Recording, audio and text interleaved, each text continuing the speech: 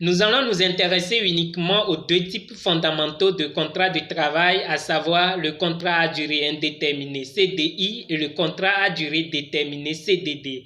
D'abord, le CDI prévu par l'article 47 du Code du travail.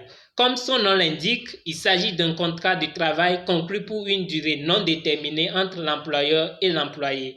Il peut être prouvé par tout moyen et présente pas mal d'avantages pour chacune des parties. Par exemple, l'employé qui envisage de démissionner va juste observer un préavis d'1 mois. Et même dans le courrier de préavis qu'il va adresser à son employeur, aucune obligation ne lui est faite d'indiquer des motifs de sa démission.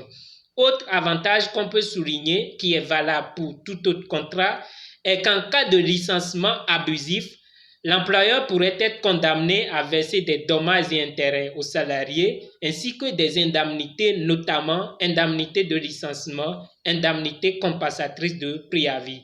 Inversement, le salarié qui aussi démissionne abusivement, c'est-à-dire sans respecter le préavis, risque aussi des sanctions pécuniaires. Place maintenant au contrat à durée déterminée prévu par l'article 48 du Code du travail. Contrairement au CDI, le CDD est un contrat écrit. À défaut d'écrit, en cas de litige, le juge a le pouvoir de le requalifier en CDI. Il s'agit d'un contrat dont soit la durée est précisée à l'avance par les parties, soit le terme, c'est-à-dire la fin du contrat, est subordonné à la survenance d'un événement futur mais certain. Le CDD est conclu pour une durée de 2 ans au plus, renouvelable. Et donc, la durée du contrat initial et celle du renouvellement ne peuvent excéder 4 ans. Le CDD présente beaucoup plus d'avantages pour l'employeur. Quant à l'employé, l'inconvénient pour lui est que ce contrat fonctionne comme la vie en prison. Tout est structuré à l'avance.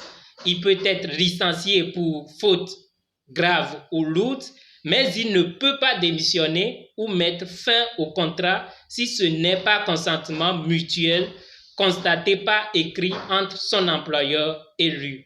À titre de conseil, que vous soyez employeur ou employé, veillez à ce que vos CDD soient toujours écrits, car ce faisant, vous vous mettez à l'abri des questions de preuve en cas de litige. Et n'oubliez surtout pas que juridiquement, le principe infaillible est pas de preuve, pas de droit. Merci beaucoup.